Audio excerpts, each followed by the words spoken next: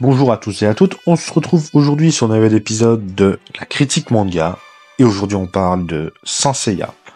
Alors Saint Seiya, je savais pas trop comment en parler, soit je me suis dit, soit j'en parle arc par arc, mais ça risque d'être long et chiant, soit je parle de l'œuvre en général, un peu comme j'ai fait avec The Canvas, je dis ce que j'en ai pensé, c'est ce que je vais faire. Voilà, je vais vous parler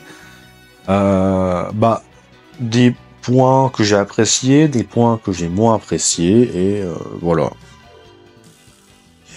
En tout cas, Saint Seiya, c'est un manga que j'ai plutôt bien apprécié. L'histoire est certes simple, mais elle marche bien.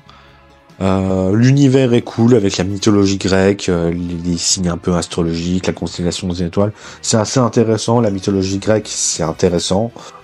C'est assez, c'est assez original d'en parler dans un manga. Il n'y a pas beaucoup de mangas qui en parlent, donc c'est très intéressant. Les combats, il y a pas mal de combats quand même assez marquants, même si les combats, c'est pas non plus du JoJo Bizarre Adventure avec des stratégies de fou. C'est quand même souvent le même schéma avec les personnages qui se font d'abord défoncer et après ils trouvent la force et ils battent le méchant. Voilà, c'est assez simple, même s'il y a quand même des combats qui m'ont marqué. Je pense par exemple à l'un des tout premiers combats du manga qui est Seiya contre Shiryu, de très bon combat, ou Seiya contre Misty, ou même des combats avec notamment Ikki contre notamment le généraux des mers, un des généraux des mers qui fait des sortes d'illusions. J'avais adoré ce combat-là. Enfin bref, il y a quand même plein de combats marquants. L'histoire est bien. Il y a plein de personnages qui sont quand même assez intéressants, qui ont un assez bon développement. Le personnage qui a le meilleur développement, selon moi, c'est Ikki, parce que avec sa rédemption, son évolution est assez intéressante, et aussi Kanon, le frère de Saga, qui est un personnage très intéressant. Maintenant, on va parler un petit peu des défauts du manga, mais aussi de ce que je pense aussi encore comme une qualité aussi. On va parler des défauts du manga qui sont quand même assez présents d'ailleurs dans l'arc du sanctuaire. C'est que l'auteur ne prend pas le risque de tuer ses personnages.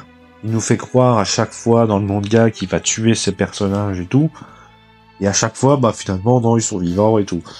Dans l'arc du sanctuaire, ça arrive plusieurs fois. Je pense notamment à Yoga contre Camus. On nous dit oui, Yoga, bon, il est mort. Après, il revient, il va à Camus. Après, il combat un autre adversaire. Après, il est recensé être mort. Ça arrive plusieurs fois dans le manga, et pareil avec Ikki et Shiryu. Ikki est censé mourir contre Shaka, il revient finalement. Après, il est censé remourir contre Saga, mais il revient dans l'arc Poséidon. C'est un défaut assez chiant du manga, parce qu'en fait, tu te rends compte que les personnages ne meurent jamais, et que du coup, il y a un peu un manque de prise de risque là-dessus, et du coup, ça enlève un petit peu l'intensité tragique, je trouve, personnellement. Voilà, ça c'est un gros problème du manga, mais c'est aussi un problème que beaucoup de shonen a. Dragon Ball aussi a ce défaut-là, et c'est un défaut que je trouve assez agaçant. Voilà, ça peut un peu couper l'immersion dans l'œuvre, je trouve. Autre défaut que j'aimerais bien parler, c'est dans l'arc Hades. Pour moi, l'arc Hades, c'est l'un des meilleurs arcs du manga. Parce que cet arc-là a plein de qualités. Déjà, il est beaucoup plus sombre que les autres arcs, je trouve. Il a une conclusion assez intéressante, parce que là, pour le coup, c'est vrai que dans la partie d'avant, je disais que il prenait pas de risque de tuer ses personnages, mais la peut-être mort de Seiya à la fin, c'est assez intéressant, ça donne une fin assez ambiguë, et ça, c'était très cool, par contre. Par contre, l'autre défaut, c'est avec le personnage de Shun. Shun, dans le manga, à un moment donné, il devient Hadès. On se rend compte, on apprend que c'est la réincarnation d'Hadès. Sauf que c'est pas beaucoup exploité, je trouve. Il redevient vite normal, alors voilà, il reste un peu Hadès, puis après il redevient le Shun qu'on connaît, ça dure 1 ou 2 tomes. Alors peut-être qu'en animé, du coup, ça dure plus longtemps, parce que c'est sous format d'épisode, mais ça dure vraiment pas longtemps dans le manga, et du coup, je trouve que l'idée n'a pas été assez exploitée. Perso, moi, j'aurais bien aimé que Shun devienne vraiment le méchant de cet arc, Et je trouve que ça aurait pu être méga intéressant, parce que Sean, c'est un personnage assez pur, euh, assez innocent, euh, et ça aurait pu être intéressant qu'il passe vraiment du côté obscur. C'est un peu ce qu'ils ont fait dans The Lost Canvas, hein. Alon était pas complètement sous l'emprise d'Hadès, mais il était vraiment pleinement conscient il était conscient, Alon. Et donc il utilisait les pouvoirs d'Hadès en gros pour propager la mort. C'est juste à la fin il redevient gentil. Mais en soi il devient vraiment méchant, Alon, dans The Lost Canvas.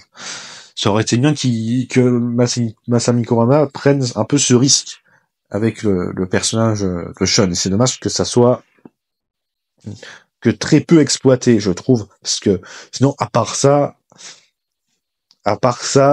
Saint Seiya, l'arc Hades est très bien. C'est vraiment l'un des meilleurs arcs. Mais ce point-là scénaristique, je trouve ça dommage qu'il n'a pas été assez exploité. Et ça, ouais, je trouve que c'est con. Maintenant, parlons des dessins. Je sais qu'il y a un peu une critique sur les dessins de Saint Seiya. Alors, je trouve pas que c'est mal dessiné, par contre. Bah, après, il y a des scènes qui marchent bien dans les dessins de Masami Kurumada. Je pense, par exemple, il y a certaines scènes gore, de décapitation, même d'illusion avec les pouvoirs d'Iki, qui marchent assez bien, qui ont un petit côté un peu horreur. Et ça marche super bien, je trouve. Masami Kurumada dessine plutôt bien, en fait. C'est pas non plus au niveau d'un Kishimoto, par exemple, mais il dessine plutôt bien. Je pense par exemple à l'arrivée de Iki dans l'arc Galaxia Noire. Iki est montré grâce au dessin avec beaucoup d'intensité. Ça marche très bien, je trouve. Voilà. Après oui, c'est pas un fraude des décors. Il y a les combats, c'est pas des trucs de fou dans les enchaînements, dans le découpage et tout. Mais ça marche quand même. C'est quand même je peux pas non plus dire qu'il dessine mal. Par contre, c'est vrai que le mec, quand tu lis ses autres mangas, c'est toujours les mêmes designs, les mêmes gueules, les mêmes trucs. Ça, c'est un peu dommage qu'ils renouvellent pas un peu ces designs. C'est vrai que ça, c'est con.